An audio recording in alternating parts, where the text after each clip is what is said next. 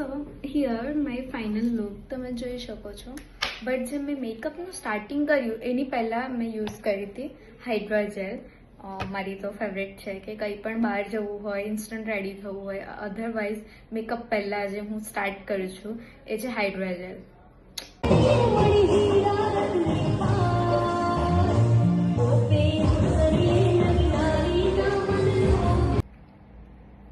જેમ મેં તમને વાત કરી હતી કે મેકઅપ રિમૂવ માટે એ છે બેઝ ઇઝ ધ બેસ્ટ.